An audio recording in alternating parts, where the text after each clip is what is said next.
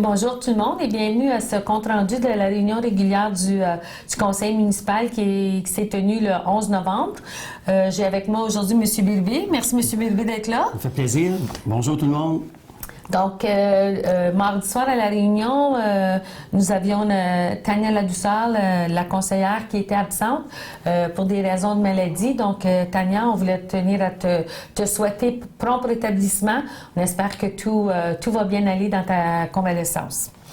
Donc, suite à l'adoption de l'ordre du jour, nous avons eu les demandes verbales. Il y avait quelques demandes verbales dans la salle concernant le stationnement sur la rue Thorne, sur la rue Elm. Ensuite de ça, il y avait aussi des interrogations concernant les pannes d'électricité que nous avons eues dernièrement. Il y en a un peu plus souvent qu'à l'habitude. Donc, je me suis engagée de communiquer avec Hydro-Québec pour savoir les raisons de ces pannes-là. Justement, j'ai déjà envoyé un courriel et puis j'attends une réponse de notre conseillère chez Hydro-Québec. Ensuite de ça, nous avons fait l'adoption du procès-verbal du 14 octobre 2014. Ensuite de ça, nous avons vraiment débuté les différents sujets à l'ordre du jour. Donc, en développement économique. Oui, alors on a d'abord autorisé notre directeur du développement économique, notre agent de développement, de signer une entente ou une prochaine entente parce qu'on veut des subventions pour notre projet de conduite forcée, ce que nous autres, on a appelé toute notre vie les pipelines. Oui. Alors là, on passe à une deuxième phase en 2015. Alors, on voulait préparer la demande de subvention auprès de l'Association touristique régionale. Alors, cette entente-là, on espère, va nous donner les subventions dont on a besoin. Et par le fait même, avec ça, on fait une demande à la Caisse des Jardins du Témiscamingue pour le même projet. Alors, c'est un partenaire important pour la Ville de Témiscamingue dans la réalisation de ce projet touristique-là. Donc, pour continuer en développement économique, vous savez, avec le programme, l'entente de partenariat que nous avons signé avec la municipalité de Kipawa et Eagle Village, nous sommes en train de développer une stratégie au niveau du tourisme. Donc, nous avons commencé à rédiger un plan de développement stratégique. Donc, pour ce faire, nous avons demandé à Manon Bernard, qui est la coach pour nos agents de développement dans ce projet-là. Elle a offert ses services pour la rédaction du plan stratégique et nous avons demandé aussi une somme pour la traduction du plan stratégique. Donc, nous avons passé une résolution d'accepter de payer Mme Bernard pour la rédaction du plan stratégique en développement touristique pour un montant de 3 000 $ et aussi de défrayer un montant additionnel de 2 000 $ pour la traduction du document.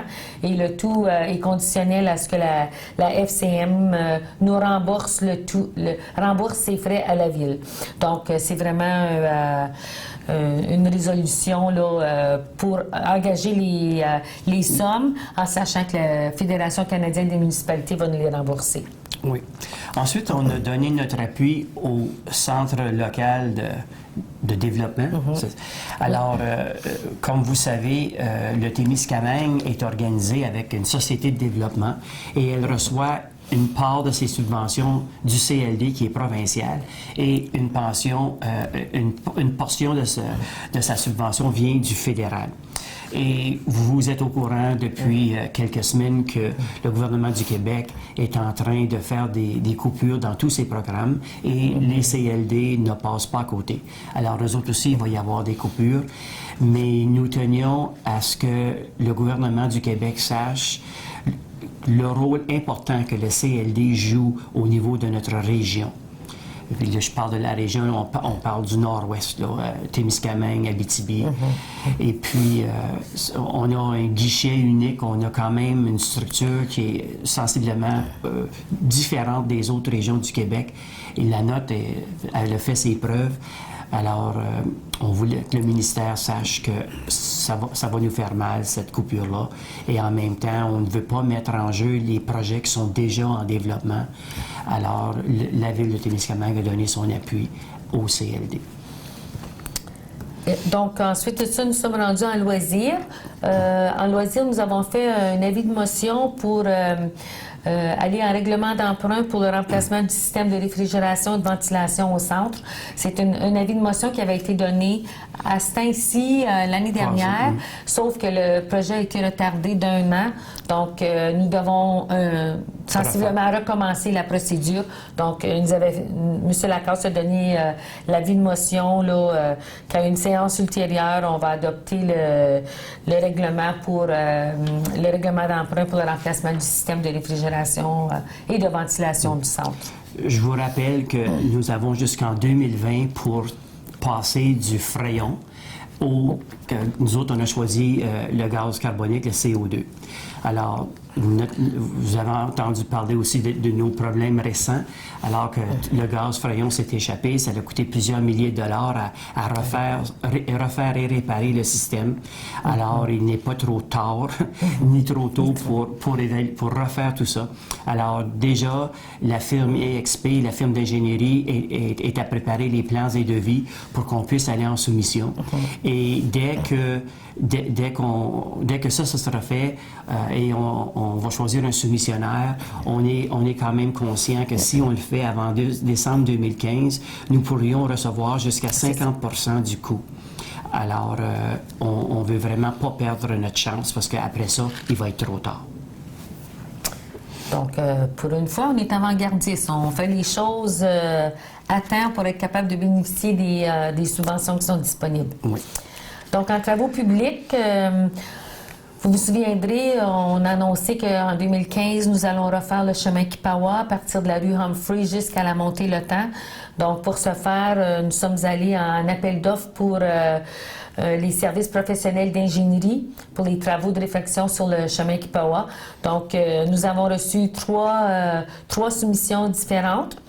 Les soumissions ont été analysées par le comité de sélection qui avait été formé, soit par le directeur général, M. Paquin, l'adjointe Sophie Lamarche, le directeur des travaux publics, Simon King, et Sophie Bélanger comme secrétaire pour le comité. Donc, nous avons eu 3 soumissions. Dessau ont remis une soumission, Stavibel et WSP Canada qui étaient déjà génivores. Donc, les trois soumissionnaires ont passé la première évaluation. Leur soumission était conforme, ils respectaient les normes, etc. Donc, vient ensuite l'ouverture de l'enveloppe au niveau du prix de la soumission. Donc, les 3 soumissionnaires Dessau ont soumissionné pour 182 350 $, Stavibel pour 255 474 $ et WSP pour 291 749 $. Donc, les 3 soumissionnaires étant conformes, nous avons passé une résolution d'octroyer le contrat à Dessau pour la somme de 182 350 $, pour rédiger les plans et devis pour la réfection du chemin Kipawa. Et on doit vous dire que dans ce prix-là, ça inclut aussi la surveillance de chantier lors des travaux l'été prochain. Alors, ce sera un grand événement dans notre municipalité. Vous réalisez comme nous qu'il va y avoir des inconvénients, mais on espère et en tout cas, on va pousser fort pour que ça se fasse à l'intérieur d'un 6 mois. Et puis, peut-être même plus, ça va dépendre comment les gens peuvent s'organiser, mais on souhaite là, que ça se fasse le plus vite possible, mais on a vraiment besoin, là, on ne peut pas passer à côté de nos conduites d'eau potable, nos égouts, le drainage des eaux pluviales, etc. Là. Puis le chemin Kipawa a besoin d'être remis à norme, il est trop large à certaines places, et ça va vraiment... là, je pense que ça va embellir notre chemin Kipawa, ça va le rendre plus carrossable en tout cas, et toute la communauté va en bénéficier quand ça va être terminé. Puis, lors des discussions avec Simon, le directeur des travaux publics, il nous indiquait que étant donné que c'est la rue principale, il va essayer que l'entrepreneur fasse ça dans les délais les plus courts possibles. Donc, il se peut que les travaux commencent à chaque extrémité, qu'il y a une équipe qui commence près du chemin de la rue Humphrey et que l'autre équipe commence en bas de la ville, puis qu'ils se rejoignent. Donc, ça va... c'est sûr, comme vous disiez, M. Vilvé, ça va nous amener des inconvénients, sauf que l'objectif, c'est de raccourcir le laps de temps là, que ça va être inconvénient. Donc, mais on s'est aussi entendu au niveau de la communication, il va y avoir beaucoup de pancartes pour indiquer les détours à prendre, les délais là, pour les fermetures des chemins, etc. Donc, on va commencer à se préparer mentalement pour cet événement-là l'été prochain. Excusez. Ensuite, on avait reçu une demande de déneigement dans le secteur du CLT. C'est même CLT? Oui, c'est ça, dans ce domaine-là, suite à des travaux qui avaient été faits dans ce secteur-là. Et le Conseil maintient sa décision qu'il n'y aura pas de déneigement spécifique ou pour un individu dans ce coin-là. Mais c'est parce qu'on ne peut pas faire un antécédent. Là, un précédent. Un précédent, parce que si on commence à dire à une personne, on va déneiger votre entrée, on va en avoir plusieurs autres qui vont nous le demander. Donc, c'est ça, la Ville, on a maintenu notre position de ne pas ouvrir les entrées privées. En urbanisme, nous avions l'adoption en première lecture du règlement 612 qui modifie le règlement de zonage dans la zone CA8. On se souviendra, le mois dernier, nous avons passé plusieurs résolutions pour régulariser certaines choses au niveau de la résidence de M. André Fortin, où est-ce qu'ils sont le garage des ambulances. À l'époque, quand le garage a été construit, il y avait un permis de construction qui avait été demandé, sauf que le garage, finalement, a été construit un peu sur le terrain de Tembec. Donc, M. Fortin a dû acheter le terrain de Tembec, celui-ci n'étant pas zoné commercial, mais plutôt industriel, là, comme tous les terrains que Tembec peut appartenir. Nous devons régulariser celui-là et donc, en première lecture, là, nous avons commencé les démarches pour augmenter la superficie du zonage là, pour régulariser le garage de M. Fortin. Donc, ensuite de ça, nous sommes en administration. Nous avons la liste de comptes à payer pour le mois d'octobre. Nous en avions pour un montant de 668 662 $. Il y a des gros montants là-dedans. Il y en a un de 176 900, c'est un remboursement de capital que nous avons fait. Entre autres, il y avait aussi... il y avait un autre gros montant qu'on avait... Oh oui, on a fait l'achat du 10 roues pour 70 000 $. Donc, ça aussi, c'était prévu prévu au budget. Ensuite de ça, je pense que c'était pas mal les plus gros montants. Là. À part de ça, c'était vraiment des montants habituels là, qui reviennent à chaque mois. Ouais. Donc, nous avons adopté la liste de comptes à payer. Pour la suite, M. Paquin nous a déposé l'état de la situation financière au 30 septembre 2014. Donc, pour le mois, nous avions eu des revenus pour 71 900 $, pour un cumulatif au budget de 6 105 000 $. Ensuite de ça, au niveau des dépenses, pour le mois, nous en avions de 329 409 $, pour un cumulatif du budget amendé de 4 898 000 $. Nous avons fait des achats d'immobilisation pour 50 200 $, pour un cumulatif aussi de 280 600 $. Donc, le budget amendé pour les achats était de 1 767 000 $. Donc, nous avons eu un déficit pour la période de 304 680 $, qui nous reste toujours un surplus à la fin de l'année, un surplus anticipé de 22 900 $. Donc, nous sommes toujours à l'intérieur du budget, malgré les petites surprises qu'on a. Oui, puis c'est serré, là. Il n'y a pas vraiment... Quand on considère l'ampleur du budget, là, puis 30 000 $ de surplus, là, plus ou moins, là, c'est vraiment des dixièmes %. Là. On est à scène, là, vraiment. Là, c'est tout un travail là, que le service des finances fait à la ville de Témiscamingue. Donc, pour continuer, nous avons passé une résolution à l'Agence de la santé et des services sociaux. C'est une demande qu'on veut leur faire. Donc, c'est vraiment au niveau de... On veut mettre la pression au niveau de l'Agence de la santé pour nous allouer une deuxième ambulance dans notre secteur. Donc, on a plein de considérants. Vous savez, avec une ambulance, ça arrive très souvent que nous sommes à découvert. Ça veut dire qu'il n'y a pas de service d'ambulance. Lorsque les ambulanciers doivent faire un transfert, que ce soit à North Bay ou à Ville-Marie, c'est sûr qu'ils sont partis pour un bon 3 heures. Puis ensuite de ça, quand ils font des transferts plus loin en Abitibi, Rouyn-Amos, Val-d'Or, bien à ce moment-là, on est 6, 8, 10 heures sans service d'ambulance. Donc, on veut faire des pressions au niveau de l'agence pour que notre localité devienne prioritaire pour nous donner une deuxième ambulance et les services de ressources humaines là, qu'on a besoin avec la deuxième ambulance.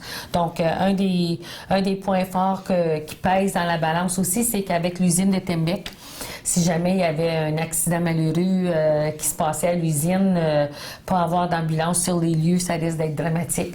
Donc, on espère qu'avec ces moyens de pression-là, qu'on puisse être autorisé là, d'avoir une deuxième ambulance chez nous. C'est bien ça.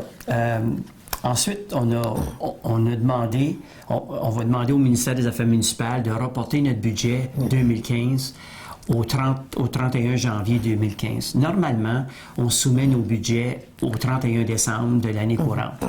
Mais cette année, avec les différentes coupures que le ministère annonce, et on sait que ça va affecter aussi le budget de la MRC. Et nous, comme on paye des codes-parts à la MRC, on a besoin de savoir combien ça va nous coûter. Alors nous aussi, comme la MRC, nous avons demandé par résolution au ministère des Affaires municipales de reporter la présentation de notre budget au 30 janvier 2015. Donc, étant donné qu'on doit déposer notre budget, on a aussi passé un avis de motion là, disant que dans le prochain mois, nous allons adopter le budget de fonctionnement là, pour la ville pour l'année 2015. Ensuite de ça, nous avons... à chaque année, nous avons des citoyens qui... pour des raisons toutes sortes de raisons, ne payent pas leurs taxes, leur compte de taxes municipales. Donc, nous avons passé une proposition pour autoriser le secrétaire des trésoriers à entreprendre ou faire entreprendre des démarches pour recouvrir les taxes municipales non payées des propriétaires. On a eu la liste là, dans un document qui nous avait été présenté. Donc, nous avons autorisé les responsables ici à la ville là, de commencer les démarches pour recouvrir ces montants. Et nous en avions pour environ 72 000 de gens qui n'ont pas payé leurs taxes municipales. Donc, c'est quand même un montant assez important. Donc, on va commencer les démarches pour aller chercher ces sommes. Ensuite, nous avions encore une demande de l'OMH au sujet d'un amendement budgétaire qu'eux autres ont passé. Nous, à la municipalité de Témiscamingue, on est responsable de payer 10 % du déficit annuel de l'OMH. Sauf que ça se passe pas toujours comme ça. Avant, c'était une facture, puis c'était fait, mais dernièrement, on reçoit des factures à tous les 2 ou 3 mois. Et lorsqu'on regarde la convention d'exploitation qu'on a avec l'OMH, les règles ne sont pas suivies. Alors, cette fois-ci, nous allons les informer par écrit, encore une fois, que nous ne payons pas, étant donné d'abord que notre budget pour l'année 2014 est complètement épuisé. Et puis, il va falloir qu'il se conforme aux procédures qui sont établies dans la Convention d'exploitation. On pense que quand on signe une entente, on signe de part et d'autre à respecter les clauses de l'entente et on tient absolument à ce que l'OMH fasse la même chose. Juste pour renchérir, depuis le mois de juillet 2014, c'est la 4e fois que nous avons une demande d'augmentation au niveau du déficit de l'OMH. Puis on a revérifié le contrat que nous avions signé avec eux il y a quand même une trentaine d'années. Et puis que c'est vraiment indiqué dans le contrat là, que toute dépense destinée à améliorer ou modifier l'ensemble d'habitations doit être prévue au budget. Donc, lorsqu'ils nous présentent leur budget en début d'année, nous, les sommes qui anticipent qu'on devra leur payer, c'est ce que nous mettons au budget. C'est ça. Sauf que là, parce que cette fois-ci, c'est encore une somme de 1 655 $ qui voulaient qu'on leur paye. Donc, comme on vient tout juste de vous expliquer, on a quand même un budget assez serré. Donc, à un moment donné, là, ça fait plusieurs fois qu'on en fait la demande. Donc, cette fois-ci, on a dit désolé, mais notre budget est épuisé, donc on ne peut pas le payer. Donc, ensuite de ça, nous avions eu la deuxième période de demande verbale. Avant ça, les conseillers avaient donné leur rapport des différents comités, que ce soit au niveau de l'urbanisme, au niveau du développement économique, au niveau des travaux publics. Donc, les gens avaient fait leur rapport. Ça a été quand même un mois assez occupé. Monsieur Birby, vous avez assisté à quelques réunions? Oui, et avec le conseiller Ouellette, nous sommes allés à une conférence à Rouen donnée par le Québec pour que le Québec ait meilleure mine. Alors, sur les mines à ciel ouvert, alors on a eu le droit, de la part de certains experts du ministère, à des explications pourquoi c'est devenu plus populaire une mine à ciel ouvert, les différents coûts, les coûts financiers, les coûts sociaux aussi qui viennent avec ça. Fait que ça a été très intéressant de recevoir toute cette information-là. Aussi, on a passé une journée avec nos collègues de la MRC, le groupe d'animation du milieu municipal économique, le GAM. Alors, on a pu là profiter d'un expert du ministère des Affaires municipales pour nous expliquer tout ce qui s'était dit durant la semaine au sujet des prochaines coupures que le gouvernement du Québec tente d'implanter un peu partout. On a aussi le comité de transport adapté s'est aussi rencontré pour reviser son organisation en termes de personnes, de ressources humaines. Et au comité d'hébergement, on procède toujours avec notre projet d'agrandissement aux résidences. Ça avance à pas de tortue, mais on ne peut pas aller plus vite non plus. Il y a beaucoup de consultations et d'informations à aller récupérer. Parce que les règles du jeu ont changé. Imaginez là, les résidences, la première partie a déjà 15 ans, la deuxième partie en a à peu près une douzaine d'années, donc les choses ne se font plus de la même façon. Ensuite, oui, mais c'est ça, nous avons donné des informations concernant le fameux pacte fiscal, justement au niveau des coupures que le gouvernement nous impose. Rapidement, M. Paquin a fait une évaluation en termes de chiffres, ce que ça pouvait dire chez nous. Et puis, avec les différentes coupures, on risque d'avoir environ 100 000 $ de moins que nous allons recevoir du gouvernement. Donc, lorsque ça viendra le temps de faire le budget, nous allons, pour l'année 2015, nous allons vraiment devoir faire des choix, vérifier là, de quelle façon on comble ce manque à gagner là. Donc, on va avoir tout un travail à faire devant nous. Mais je pense que ça va être quand même possible de faire quelque chose de bien tout en augmentant au minimum vraiment au minimum les taxes des citoyens. Donc, on ne peut pas dire qu'il y aura zéro augmentation de taxes parce que, bon, juste avec les coûts de la vie et tout ça, là, c'est un petit peu normal qu'on ait une petite augmentation, mais là, à dire qu'on va avoir des grosses augmentations de taxes, là, nous, on va faire là, tout ce que l'on peut pour garder ça au minimum. Ensuite de ça, au niveau des demandes verbales, nous avions eu un point qui avait été soulevé concernant le drapeau du Canada qui a été enlevé, qui a été installé, enlevé, réinstallé, enlevé au niveau du belvédère ici en arrière du centre. Donc, effectivement, il y a un groupe de citoyens qui avaient installé le drapeau du Canada sur le belvédère et nous, à la Ville, premièrement, il n'y avait pas d'autorisation qui avait été demandée pour installer le drapeau à cet endroit-là. Et lorsqu'il y a une installation comme ça qui est faite sur une infrastructure municipale, ça devient la responsabilité de la Ville. Et lorsque ça concerne des drapeaux, que ce soit peu importe quel drapeau, nous sommes responsables de l'entretien du drapeau. Si jamais le drapeau déchire ou s'effiloche ou vieillit mal à cause des intempéries, mais nous sommes responsables d'aller le changer. Donc, en installant un drapeau en haut là, c'est pas évident là, dans les mois d'hiver de monter là pour aller le changer ou en tout cas aller s'en occuper.